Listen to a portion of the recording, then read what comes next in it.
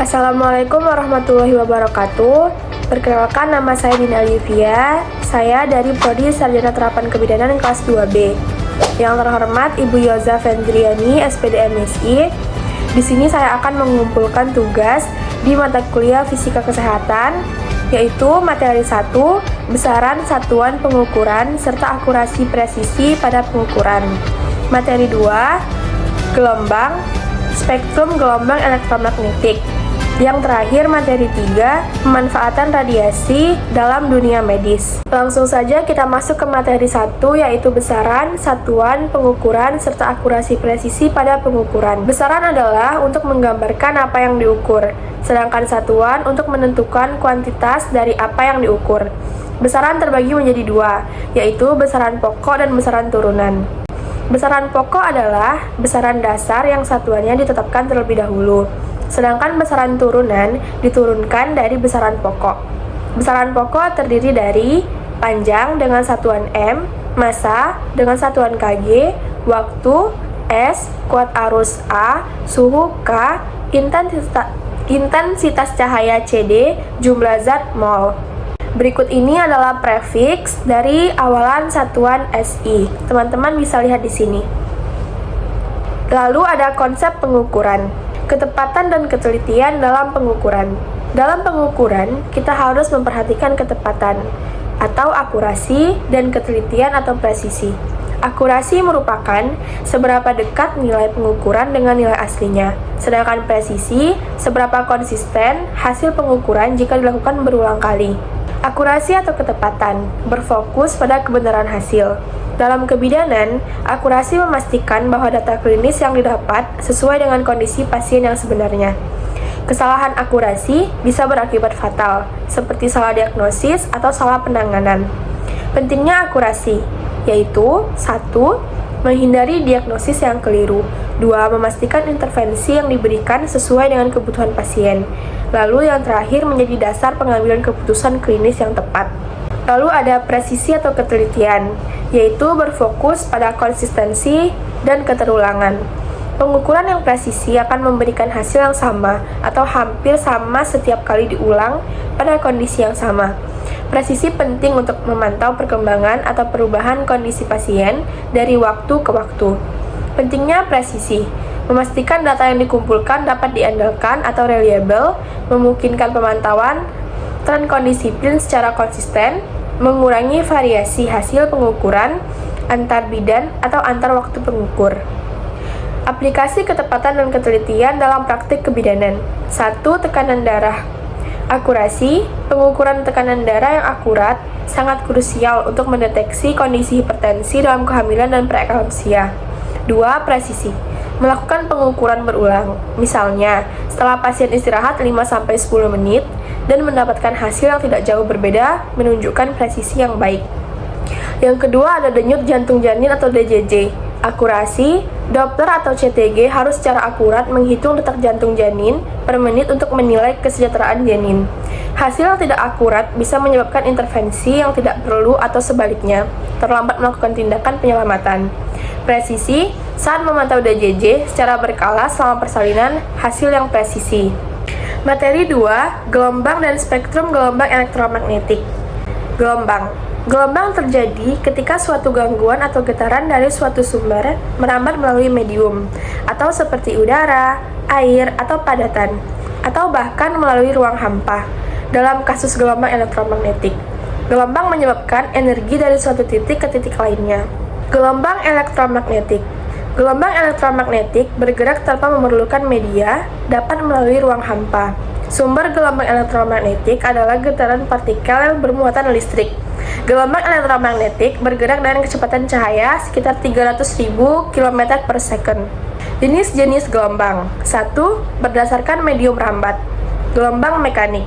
Gelombang yang perambatannya memerlukan medium. Contoh, gelombang tali, gelombang air, gelombang suara, gelombang gempa. Yang kedua, gelombang elektromagnetik. Gelombang yang tidak memerlukan medium untuk merambat. Contoh, gelombang radio, gelombang TV, dan gelombang radar dan gelombang cahaya.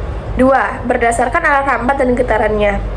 Gelombang transversal. Gelombang transversal adalah gelombang bergerak dari osilasinya tegak lurus terhadap arah gelombang atau jalur rambat. Gelombang longitudinal. Gelombang longitudinal merupakan salah satu gelombang yang mempunyai tipe arah getaran berimpit. Spektrum elektromagnetik. Spektrum elektromagnetik adalah renang semua jenis gelombang elektromagnetik yang dibedakan berdasarkan panjang gelombang atau frekuensinya. Berikut adalah urutan spektrum dari panjang gelombang terbesar ke terkecil. Teman-teman bisa lihat di sini. Gelombang radio, gelombang mikro, sinar inframerah, cahaya tampak, sinar ultraviolet, sinar X, yang terakhir ada sinar gamma.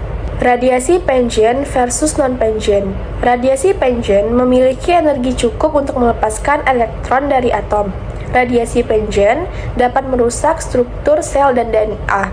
Radiasi non-Pangen tidak memiliki energi untuk melepaskan elektromagnetik atom. Perbedaan utama terletak pada kemampuan ionisasi energi radiasi. Yang terakhir, materi 3, pemanfaatan radiasi dalam bidang medis. Berikut ini contoh radiasi dalam bidang medis. Yang pertama ada radiografi atau ronsen, CT scan, radioterapi, memografi, fluoroskopi, PET scan, dan masih banyak lagi. Salah satu contoh yang akan kita bahas adalah PET scan atau positron emission tomography. Adalah peralatan dengan teknik pencitraan yang menghasilkan citra atau gambar transaksial fisiologi organ hasil dari deteksi secara simultan foton berasal dari anihilasi positron.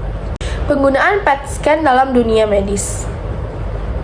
Buku terbaru seperti Advance in PET, The Latest in Instrumentation, Technology, and Clinical Practice dari Zheng atau Kinop tahun 2020 menekankan bahwa pemanfaatan PET kini meluas dari sekedar diagnosis menuju pemantauan terapi dan penelitian translasi biomedis dengan kemampuan untuk mengidentifikasi biomarker penting. PET berkontribusi dalam pengembangan metode pemantauan yang lebih akurat dan tidak invasif untuk kemajuan diagnosis dan terapi penyakit.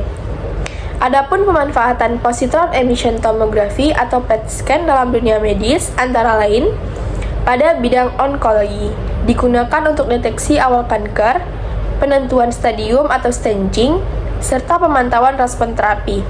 Lalu, pada bidang neurologi, membantu diagnosis dini Alzheimer melalui deteksi gangguan metabolisme glukosa otak. Yang kedua, digunakan untuk evaluasi epilepsi, membantu menemukan fokus epileptogenik sebelum tindakan operasi.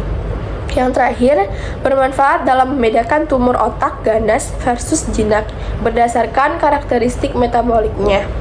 Pada bidang kardiologi, PET perfusi jantung digunakan untuk menilai iskemia miokard dan viabilitas jaringan. Tracer seperti 13N amonia atau 58.000 memungkinkan penilaian aliran darah koroner secara kuantitatif. Pada gagal jantung, PET dapat membantu stratifikasi resiko aritmia fatal dari Kapoor et al. Tahun 2025. Pada bidang infeksi dan inflasi, PET sangat sensitif untuk mendeteksi fokus infeksi atau peradangan kronis, misalnya pada endokarditis, vaskulitis, atau infeksi prostesis. Dengan tracer khusus, PET dapat membedakan aktivitas inflamasi dan pertumbuhan tumor. Lalu digunakan untuk penelitian dan pengamatan obat, serta PET digunakan untuk pelacakan farmakokinetik, obat, dan interaksi molekuler. Terima kasih kepada Ibu dan teman-teman semua yang telah berkenan menyimak presentasi saya. Semoga materi yang saya sampaikan dapat bermanfaat untuk kita semua. Saya akhiri, wassalamualaikum warahmatullahi wabarakatuh.